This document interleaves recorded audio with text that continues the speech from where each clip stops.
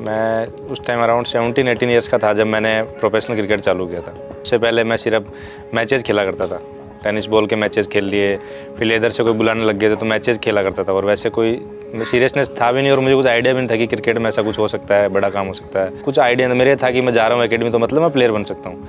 और उस टाइम मेरे को नॉलेज नहीं था कि उसके लिए भी मेरे को जैसे 10 घंटे पढ़ाई करते हैं वैसे 10 घंटे खेलना पड़ेगा।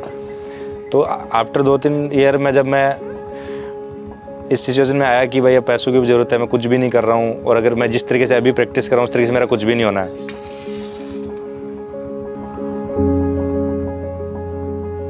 फाइनेंशियल इशू रहे हमेशा से, प्लस पेरेंट्स चाहते थे कि मैं कुछ पढ़ाई में कुछ बनूँ। क्रिकेट में उनका ऐसा कुछ था नहीं क्योंकि शुरू से ही ऐसा कुछ कल्चर उन्होंने देखा भी नहीं कि प्लेयर बनते हैं, स्पोर्ट्स में भी आगे जाते हैं। तो ऐसे में फिर मैं टेनिस बॉल के मैचेस खेला करते थे, उनमें भी पैसे आया करते थे तो उससे खर्चा निकलता था। और जब जरूरत नहीं उससे भी नहीं हो पाता था तो मेरे कोचेज हैं वो उनको जैसे ही बोलता था वो एनी टाइम हेल्प के लिए रेडी रहते थे।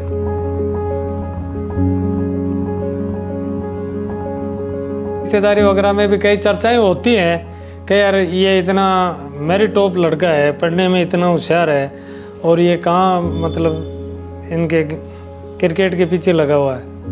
तो उस समय थोड़ा सा मेरे को डिमोलाइज किया। हम तो लड़ते हैं, हमको शुभम का ही सहयोग करते हैं। हम तो खेल मैं मना करता था ना, मैं कहती खेल लिया बाद कभी कभी पैर में खटी लग जाती। जब मैं बोलती बेटा पढ़ाई कर लेता तो नौकरी लग जाता, डर लगता था मेरे को। जब पापा की ज़्यादा पढ़ाई की होती थी लेकिन हम पापा को बोलते थे कि ये अच्छा खेलता है तो फिर इसकी रुचि है तो ये खेलेगा तो बन जाएगा क्रिकेटर भी एक दिन। ये मेरी ट्रॉफीज हैं। शुरू में मैं काफ़ी टेनिस बॉल क्रिकेट खेला करता था तो उस टाइम मेरे को शौक था कि ट्रॉफीज कलेक्ट करना।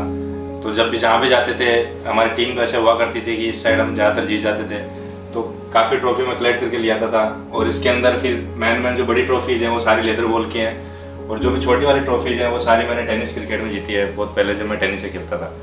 फिर प्रोफेशनल चालू करा तो उसके बाद ये लेदर की ट्रॉफीज हैं और कुछ इतनी बड़ी थी कि इसमें आई नहीं तो उनको अलग अलग जगह रखा हुआ है, जैसे कि उधर पड़ी है एक और दूसरे रूम्स में पड़ी हुई है। उस समय हमें थोड़ा सा उम्मीदों की किरणें जगी, आस की मतलब। और हर अभिभावक या माता पिता सब यही चाहते हैं भाई मेरा बेटा भी कुछ आगे बढ़े और अच्छा बने।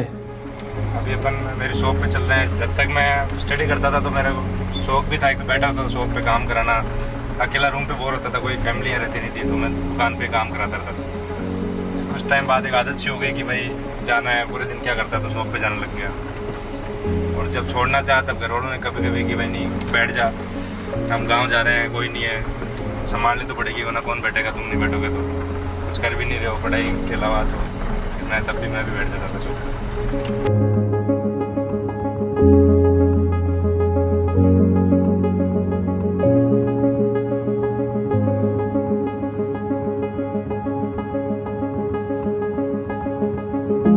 और जैसे कि वहाँ भी आप घर देखा था आपने, वो तो पिछले 6 साल से ही है, बट दुकान के पीछे ही रूम है जहाँ हम रेंट पे रहते थे। पापा तो ऐसे वहाँ 20 साल रहे हैं बट 6-7 साल मैं भी वहाँ पे रहा हूँ उसी रूम में पापा के साथ। तब फैमिली वाले यहाँ नहीं रहते थे तो दुकान पे रहते यहीं काम करने वाले और हम पापा और मैं रहते थे यहीं पे रूम पे रहते थे। हम जो एक पैकेट जीरा 100 ग्राम, जीरा 100 ग्राम एक पैकेट। अफ्रीका जाने से पहले मेरे ग्रोन इंजरी था और 1-1.5 साल से मेरे चल ही रहा था तो उसमें मैं काफ़ी परेशान रहा, घर भी बैठा रहा। तो लोग भी बोलते रहते थे कि पापा भी जैसे कि कुछ कर ले एटलीस्ट इंजरी है तो यहाँ बैठा बैठा क्या कर रहा है, कुछ कर नहीं रहा। ग्राउंड भी आके कुछ नहीं मन लगता था क्योंकि वो उस टाइम ऐसा था कि दर्द था तो दर्द में आपको रिया भी अब कुछ नहीं करना होता।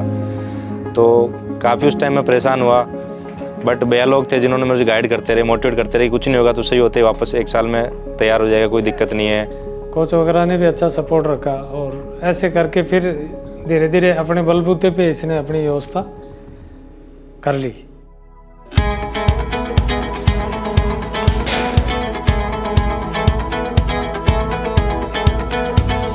शुभम को लाइक ये जो जनरली थोड़ा बहुत खेलता था on end of the field रहता था, he was not into cricket actually. मतलब ये ठीक है कॉलेज में पढ़ता था, इंजीनियरिंग कर रहा था तो थोड़ा बहुत खेलता था। तो ग्राउंड पे देखा था और कभी किसी एक टीम में भी साथ में खेले थे हम लोग तो वहाँ पर इसको देखा था तो मेरे दिमाग में था कि हाँ अच्छा खेलता है, ठीक खेलता है। तो जब ये अकेडमी हम लोगों ने शुरुआत करी थी तब आई कॉल्ड हिम। ये उस वक्त दिल्ली था और ये तैयारी करने गया था, कुछ SSC की तैयारी कर रहा था वहाँ पर। ही हम चाहते थे इसको खिलाना और मदर फादर मना कर रहे थे। वो चाह रहे थे कि कंपटीशन की तैयारी करे, उसने इंजीनियरिंग करी तो वो भी अपनी जगह पे सही है। वो चाह रहे थे कि पढ़ाई करे और तैयारी करे अच्छी और उसकी एज भी हो चुकी थी। तो उस टाइम हमने इसको बुलाया जब एकेडमी बनाई हमने, तब जिस दिन ही आया एकेडमी के लिए, मतलब दिल्ली छोड़ के हमारे कहने पर, तो वो हमारे लिए बहुत खुशी का पल था।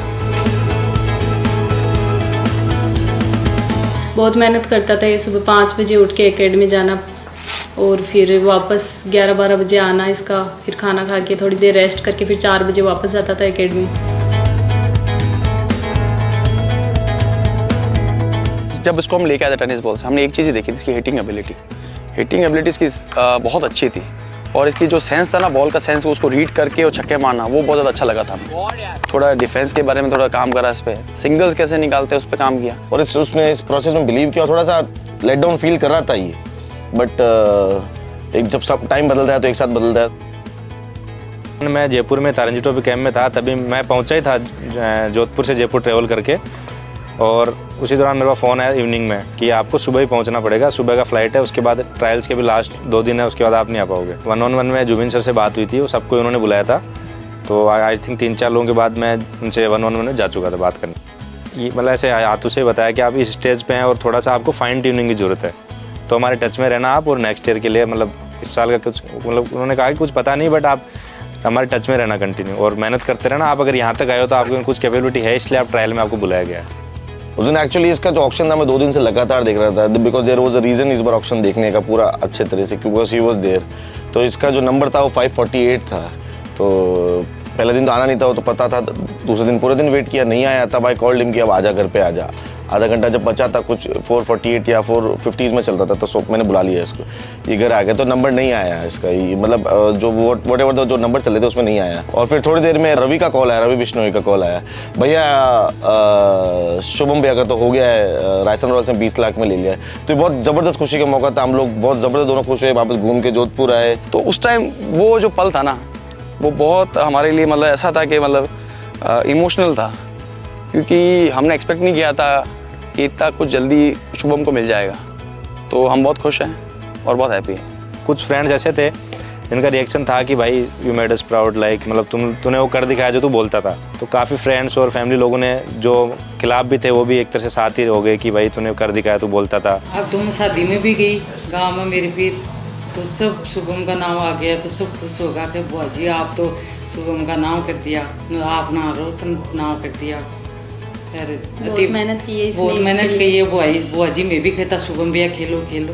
IPL में जाए, ये राजस्थान रॉयल्स को बहुत बहुत धन्यवाद इसके लिए। सीज़न में अगर मेरे को मौका मिलता है तो मैं चाहूँगा कि मैं RR के लिए ऐसा कुछ करूँ कि पहले साल ही कोई लड़का खेल रहा है और अपनी टीम के लिए विनिंग पारी खेल रहा है, तो मैं ज़रूर चाहूँगा कि मैं विनिंग कॉन्ट्रीब्यूशन दूँ टीम के लिए।